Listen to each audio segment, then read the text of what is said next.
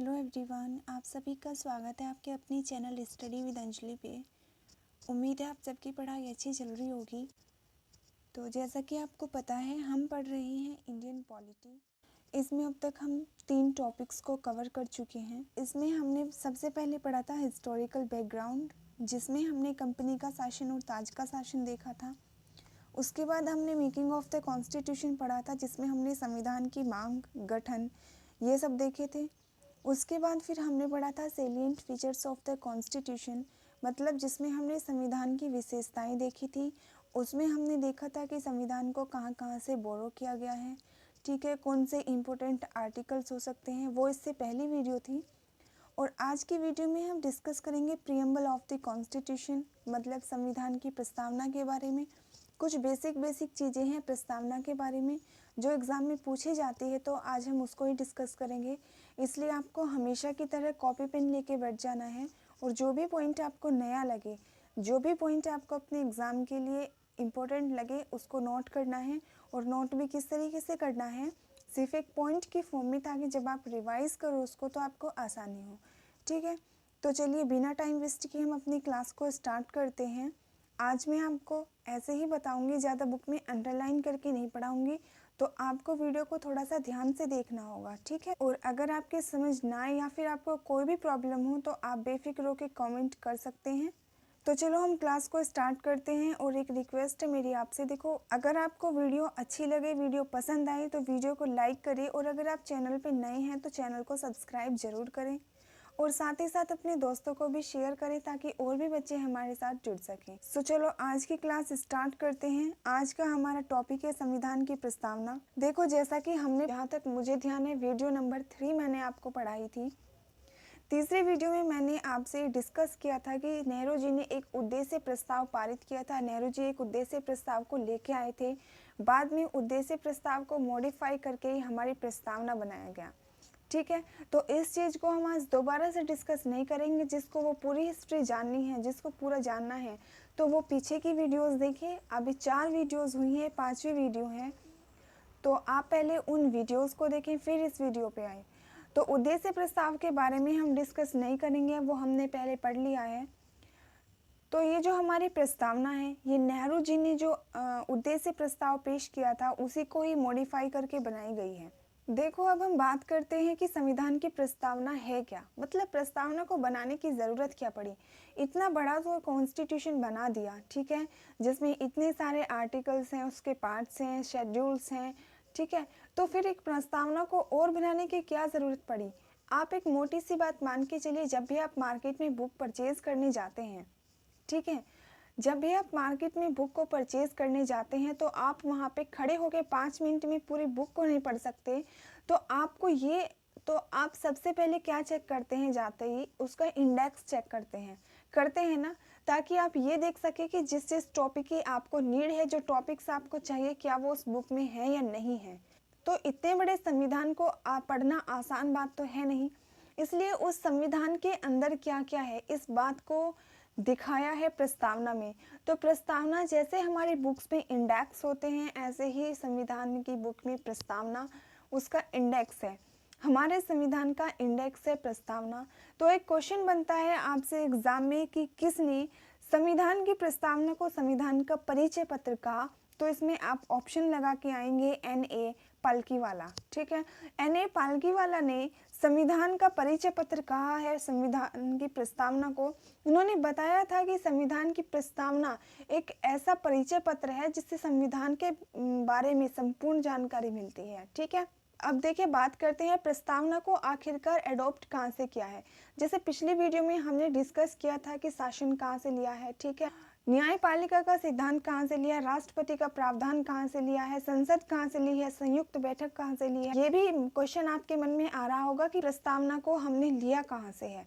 प्रस्तावना को लिया गया है अमेरिका के संविधान से। अब मैं आपको प्रस्तावना गा तो रही हूँ, लेकिन क्या आपको पता है कि प्रस्तावना है क्या।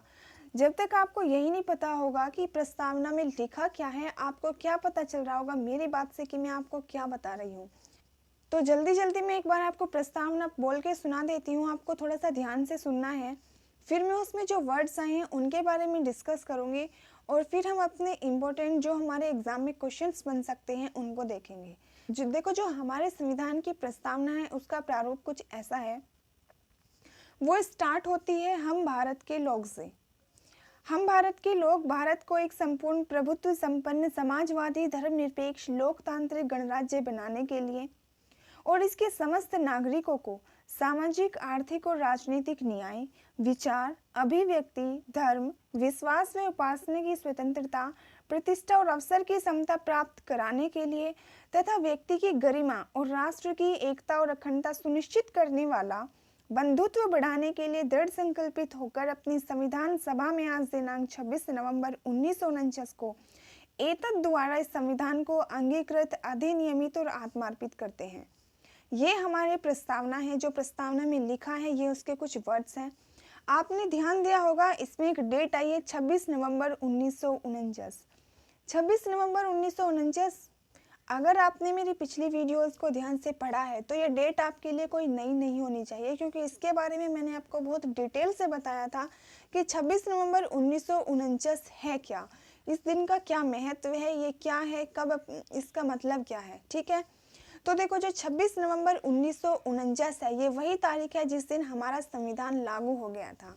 तो 26 नवंबर 1949 ये वही डेट है जिस दिन हमारा संविधान लागू हो गया था। लागू होने का मतलब ये है कि जिस दिन संविधान पे हस्ताक्षर कर दिए गए थे, उसको इम्प्लीमेंट कर दिया गया था, ये वही तारीख है। अगर आपको इसके बारे में ध्यान नहीं आ रहा है तो मेरी आपसे रिक्वेस्ट है पिछली वीडियोस को ध्यान से देखें, नोट्स बनाइए, साथ साथ पॉइंट्स लिखिए अपनी कॉपी में, उसके बाद इस वीडियो पे आइए। ठीक है, क्योंकि अगर आप बीच में से वीडियोस को देखेंगे तो आपके पॉइंट्स कटेंगे, बातें क्लियर नहीं होगी और हर वीडियो में मैं पिछली बातों को रिपीट नहीं कर सकती, पॉसिबल नहीं है, आप भी जानते हैं। तो बेहतर समझने के लिए आपको कंटिन्यू रहना पड़ेगा सीरीज के साथ में, और सिर्फ लिखने से काम नहीं चलेगा, रिवीजन भी ज़रूरी है। आपने देखो ध्यान दिया होगा जब मैंने अभी प्रस्तावना पढ़ी थी तो उसमें कुछ शब्द आए हैं। शब्द कैसे, जैसे समाजवादी, धर्मनिरपेक्ष, इस तरीके के शब्द आए हैं। तो ये जो हमारे शब्द हैं ये बहुत बाद में जोड़े गए हैं। ये शब्द पहले प्रस्तावना में मेंशन नहीं थे, लेकिन 42वें संविधान संशोधन अधिनियम 1976 के द्वारा ये 3 शब्द प्रस्तावना में जोड़े गए। समाजवादी, धर्मनिरपेक्ष, अखंडता। एग्जाम में ये क्वेश्चन कई बार पूछा गया है, तो ये बात आपको ध्यान रखनी है। 42वें संविधान संशोधन अधिनियम 1976 के द्वारा प्रस्तावना में समाजवादी, धर्मनिरपेक्ष और अखंडता शब्द जोड़े गए। इस बात को नोट कर लो अपनी कॉपी में और बार बार रिवाइज करो। ठीक है, अब देखो हमने प्रस्तावना में कुछ नए नए अजीब अजीब से वर्ड्स पढ़े हैं, जैसे संप्रभु, समाजवादी, धर्मनिरपेक्ष, लोकतांत्रिक, गणराज्य, न्याय, स्वतंत्रता, समता व बंधुत्व। इनका मतलब क्या होता है आपसे एग्जाम में कभी नहीं पूछेगा कि इनके बारे में लिखो, लेकिन हाँ वन लीनियर की फॉर्म में आपसे ज़रूर पूछ सकता है। तो आपको फिर भी जब आप संविधान पढ़ रहे हो तो थोड़ा सा आइडिया होना चाहिए कि संप्रभुता क्या होती है, समाजवादी क्या होते हैं, धर्मनिरपेक्ष क्या होते हैं। ठीक है, ये बेसिक होता है। जो आप एग्ज़ाम ओरिएंटेड पढ़ते हो वो तो सिर्फ आपका एग्ज़ाम स्पेसिफिक क्वेश्चंस हो गए, लेकिन थोड़ा सा आपको बेसिक पता होना चाहिए, क्योंकि जब तक नींव मजबूत नहीं होगी आप उस पर मकान नहीं बना सकते, आप उस पर मकान खड़ा नहीं कर सकते, वो डगमगा जाएगा। ठीक है, तो जब आप एग्जाम में ये बोलते हो ना कि क्वेश्चन बहुत डीपली पूछा था, वो डीपली क्वेश्चन ऐसे ही तो होते हैं कि जो चीज़ें नॉर्मली हम नहीं पढ़ते, जिन्हें छोड़ देते हैं, ये समझ के कि ये हमारे एग्जाम में कभी नहीं पूछे जाएंगे, उन्हें ही एग्जामिनर पूछ लेते हैं। तो थोड़ा थोड़ा आइडिया आपको उसके बारे में होना चाहिए। देखो सबसे पहले हम बात करते हैं संप्रभुता के बारे में। संप्रभुता होती क्या है? देखो संप्रभु से मतलब होता है कि भारत जो है वो ना तो किसी अन्य देश पे डिपेंड है और ना ही किसी भी अन्य देश का डोमिनियन है। मतलब भारत के जो आंतरिक मामले होंगे और जो बाहरी मामले होंगे उन सब में वो खुद डिसीजन ले सकता है, उस पर किसी बाहरी देश का, किसी और देश का हस्तक्षेप नहीं होगा, वो किसी भी देश के दबाव में नहीं है, किसी और के कहने से अपने डिसीजन नहीं लेगा। ठीक है, मतलब संप्रभु का मतलब ये है, सीधे सीधे अगर मैं बताऊं कि भारत अपनी डिसीजन लेने में अपनी मर्जी का खुद मालिक है, उस पर किसी का कोई दबाव, कोई जोर जबरदस्ती नहीं है, तो भारत एक संप्रभु देश है। समझ आया? अब हम नेक्स्ट वर्ड की बात करते हैं, समाजवादी। देखो, समाजवाद दो तरह का होता है, एक तो होता है लोकतांत्रिक समाजवाद और एक होता है साम्यवादी समाजवाद। साम्यवादी समाजवाद में फर्क नहीं पड़ता कि जनता क्या चाहती है, लोग क्या चाहते हैं, वहाँ मतलब होता है सिर्फ अपनी सत्ता से। जैसे आप चाइना में मान के चल सकते हो, वहाँ पे कहीं ना कहीं साम्यवादी समाजवाद की अवधारणा है। लेकिन लोकतांत्रिक समाजवाद वो होता है जिसमें लोगों के बारे में सोचा जाए। तो कहने का मतलब ये है कि यहाँ पे जो गरीबी, उपेक्षा, बीमारी, अवसर की असमानता को समाप्त किया जाने का उद्देश्य रखते हैं, वो सभी के लिए रखा जाता है, किसी स्पेसिफिक पर्सन, किसी स्पेसिफिक कास्ट को टारगेट करके नहीं। ठीक है, तो उम्मीद है आपको समझ आया होगा। समाजवाद मतलब ये है, लोकतांत्रिक समाजवाद हमारे देश में चलता है, जिसमें हम जो भी डिसीजंस लिए जाते हैं हमारे देश के अंतर्गत, हमारे देश के अंदर, वो सभी के हित के लिए लिए जाते हैं। चाहे बात करें गरीबी की, चाहे बात करें बीमारी की, चाहे बात करें अवसर की, असमानता की, इन सब को समाप्त करने का जो लक्ष्य रखा जाता है वो सभी के लिए होता है, मतलब जनता के लिए होता है। यहाँ जो शासन चलता है वो जनता के लिए चलता है। ठीक है, अगला वर्ड है धर्मनिरपेक्ष। धर्मनिरपेक्ष का मतलब होता है कि हमारे देश में जितने भी धर्म हैं, हिंदू, मुस्लिम, सिख, ईसाई, सब हैं भाई भाई। मतलब जितने भी धर्म हैं वो सब समान हैं। सरकार सबका समान समर्थन करेगी। किसी भी धर्म को, किसी भी धर्म विशेष को लेके कोई भेदभाव नहीं होगा। इसी को बोलते हैं धर्मनिरपेक्षता। और धर्मनिरपेक्ष शब्द को जोड़ा गया है 42वें संविधान संशोधन अधिनियम 1976 के द्वारा। कौन से संविधान संशोधन अधिनियम के द्वारा? 42वें संविधान संशोधन अधिनियम 1976 के द्वारा। ठीक है, और मैंने अभी आपको बताया था कि समाजवादी, धर्मनिरपेक्ष और अखंडता शब्द जोड़े गए 42वें संविधान संशोधन के द्वारा। ठीक है, क्लियर है पॉइंट। अगला वर्ड देखते हैं, लोकतांत्रिक। देखो, लोकतंत्र क्या होता है, आपने सुना होगा लोकतंत्र। लोकतंत्र होता क्या है?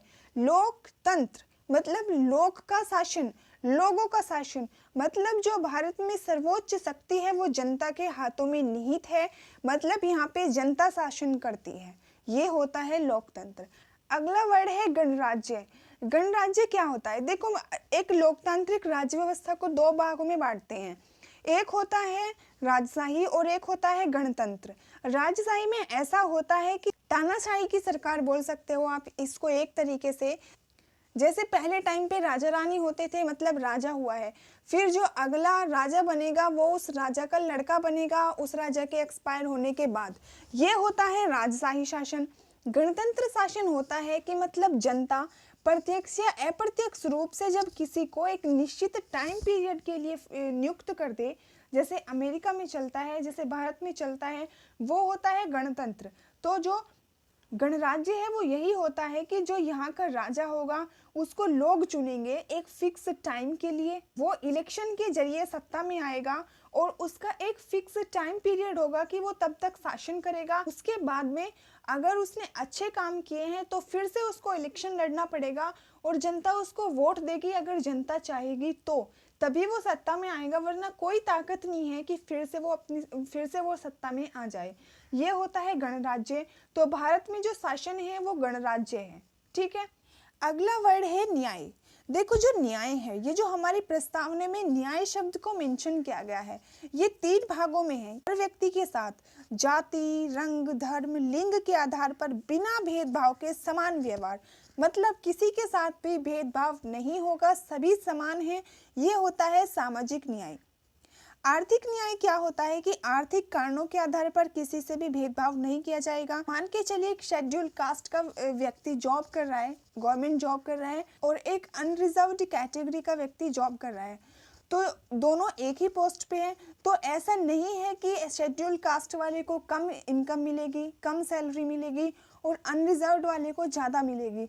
मतलब सबके लिए समान आर्थिक न्याय भी ज़रूरी है। और देखो, राजनीतिक न्याय का मतलब है कि हर व्यक्ति को समान राजनीतिक अधिकार प्राप्त होंगे।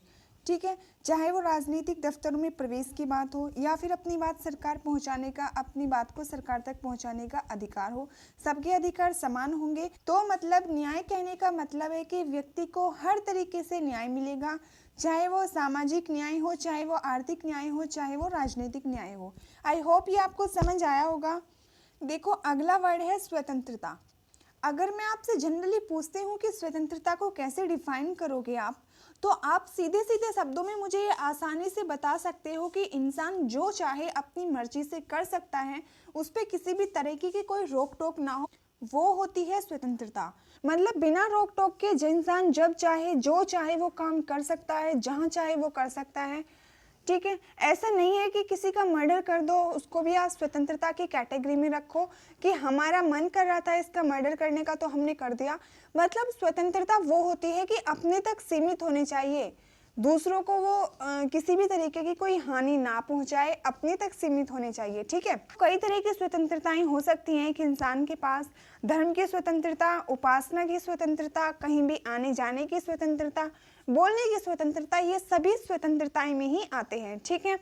अगर मैं बात करूं स्वतंत्रता को हमने लिया कहाँ से है, तो स्वतंत्रता के प्रावधान को, हालांकि खाली स्वतंत्रता ही नहीं, स्वतंत्रता, समता और बंधुत्व, इन तीनों के आदर्शों को फ्रांस की क्रांति जो स्टार्ट हुई थी 1789 में और खत्म हुई थी 1799 में से लिया गया है। ठीक है। अब देखते हैं हम, अगला वर्ड है समता। समता का मतलब होता है समानता। ठीक है। मतलब नागरिकों को सभी प्रकार की समानताएं दी जाएंगी, जैसे विधि के समक्ष समता जो आपके आर्टिकल 14 के अंदर है। मैंने आपको बताया था ये आर्टिकल्स आपको ध्यान होने चाहिए। धर्म, जाति, लिंग, जन्म स्थान के आधार पर भेदभाव नहीं होगा। आर्टिकल 16 में बताया था लोक नियोजन के अवसर की समानता, मतलब कि सभी को समान अवसर दिया जाएगा। और आर्टिकल 17 में बताया गया था एंड ऑफ अनटचेबिलिटी, मतलब कि अस्पृश्यता का अंत। ठीक है। और ऐसे ही आर्टिकल 18 में बताया गया था उपाधियों का अंत, जिसमें सेना की उपाधियों को छोड़कर जितनी भी उपाधियां हैं, उपाधि कहने का मतलब है जैसे हम किसी को बोल देते थे राजा साहब, तो ये इस तरीके की जो उपाधियां हैं वो नहीं दी जाएंगी किसी को। ठीक है। तो समता आपको समझ आ गया होगा। अगला वर्ड है बंधुत्व। बंधुत्व होता है देखो भाईचारा। देखो, ये जो बंधुत्व है ये दो तरह की बातों को सुनिश्चित करता है। पहली बात तो है व्यक्ति का सम्मान, मतलब इंसान का सम्मान, और दूसरी बात है देश की एकता और अखंडता। और जैसा कि आपको पता है कि देश की एकता, अखंडता को कौन से शब्द से जोड़ा गया था, 42वें संविधान संशोधन 1976 के द्वारा। तो बंधुत्व, दो तरीके का बंधुत्व मैंने आपको बताया है, दो तरीके को इंडिकेट करता है। पहला है व्यक्ति का सम्मान, एक दूसरे का सम्मान करेंगे, और दूसरा है देश की एकता और अखंडता। मतलब ऐसा नहीं है कि दो मिल गए तो किसी तीसरे को कुछ नहीं समझेंगे, पूरे देश में एक भाईचारे के साथ रहना है, आपसी सौहार्द को बढ़ाना है। और इसी के लिए हमारे संविधान में एक आर्टिकल भी दिया गया है, आर्टिकल 51 के, आर्टिकल 51 के, जो कि मौलिक कर्तव्य के अंतर्गत आता है। उसमें यह बताया गया था कि हर भारतीय नागरिक का कर्तव्य होगा कि वो धार्मिक, भाषाई, क्षेत्रीय या फिर वर्ग विविधताओं से ऊपर उठ के सौहार्द और आपसी भाईचारे की भावना को प्रोत्साहित करेगा। ये कहता है हमारे संविधान का आर्टिकल 51 के, जो मौलिक अधिकारों के अंतर्गत आता है। ठीक है। तो उम्मीद है आपको बंधुत्व का मतलब भी समझ में आया होगा। अब देखो, इसी कड़ी में थोड़ा सा आगे बढ़ते हैं, हमारा टॉपिक अब लगभग खत्म होने वाला है। तो ऐसे में एक क्वेश्चन उठता है जो आज तक भी एक विषय बना हुआ है कि ये जो प्रस्तावना है, क्या ये संविधान का भाग है या नहीं है। तो प्रस्तावना के ऊपर ये डिबेट रहती है हमेशा कि क्या प्रस्तावना संविधान का अंग है या नहीं है। तो देखो, इनके लिए कुछ केसेस आए हैं जो फेमस हुए हैं। सबसे पहला केस आया है बेरूबाड़ी सिंह मामले का, जो 1960 में आया था। उसमें सुप्रीम कोर्ट ने कहा था कि संविधान में जो प्रस्तावना है वो संविधान का भाग नहीं है, मना कर दिया था कि प्रस्तावना संविधान का भाग नहीं है। लेकिन उसी के बाद में फिर 1973 में केशवानंद भारती केस आया था, जिसमें सुप्रीम कोर्ट ने अपने पहले डिसीजंस को, बेरूबाड़ी वाले डिसीजन को खारिज करते हुए ये कहा था कि प्रस्तावना संविधान का एक हिस्सा है, उसका एक भाग है। आप इन दोनों बातों को नोट कर लो, अपनी कॉपी में पॉइंट बना लो। पहला केस आया था बेरूबाड़ी मामले का 1960 में, जिसमें सुप्रीम कोर्ट ने कहा था कि प्रस्तावना संविधान का भाग नहीं है। और दूसरा केस आया था 1973 में केशवानंद भारती मामले का, जिसमें सुप्रीम कोर्ट ने अपने पहले डिसीजन को खारिज करते हुए ये कहा था कि प्रस्तावना संविधान का भाग है। क्वेश्चन इंपॉर्टेंट है, एग्जाम में पूछे जाते हैं कि जिन्होंने ये केस लड़ा था प्रस्तावना के बारे में, इनकी हाल ही में कुछ टाइम पहले डेथ हुई है। तो ये कौन से मठ के थे, ये आपका करंट का क्वेश्चन है लास्ट ईयर का। आपको एक कमेंट करके मुझे ज़रूर बताना है कि केशवानंद भारती कौन से मठ से संबंधित है। इसका जवाब आपको ज़रूर देना है, वरना मैं यही समझूंगी कि आप लोग सिर्फ स्टार्टिंग में वीडियो को चला देते हैं, थोड़ी बहुत देखी, मन बहल गया तो फिर चले जाते हैं। ठीक है, तो जो इसका जवाब देगा मैं समझूंगी उस बच्चे ने सीरियस होकर वीडियो को देखा है और मुझे अच्छा लगेगा ये देख के। ठीक है, तो फाइनली हमारे चैप्टर कंप्लीट होता है प्रस्तावना। देखो, पढ़ने के लिए बहुत बड़ा चैप्टर है, लेकिन जितना आपके एग्जाम के लिए इम्पोर्टेंट था मैंने बता दिया। आप इसके प्रॉपर नोट्स बनाइए, पॉइंट्स बना के अपनी कॉपी में नोट कीजिए और रिवाइज कीजिए। इससे बाहर मुझे नहीं लगता आपके एग्जाम में कोई क्वेश्चन प्रस्तावना से रिलेटेड आया है। मैं टॉपिक वाइज इसीलिए ही पढ़ा रही हूँ कि थोड़ा सा टाइम तो लगेगा, लेकिन जितने भी क्वेश्चंस बन सकते हैं एक पर्टिकुलर टॉपिक को लेके, उसमें से आपका कोई भी क्वेश्चन छूटने के चांसेस लगभग ना के बराबर है। उम्मीद है आपको वीडियो पसंद आई होगी। अगर आपको वीडियो पसंद आई है तो वीडियो को लाइक करें और अपने फ्रेंड्स के साथ शेयर जरूर करें। तो बाकी मिलते हैं नेक्स्ट वीडियो में, तब तक अपनी पढ़ाई करते रहो। Bye bye.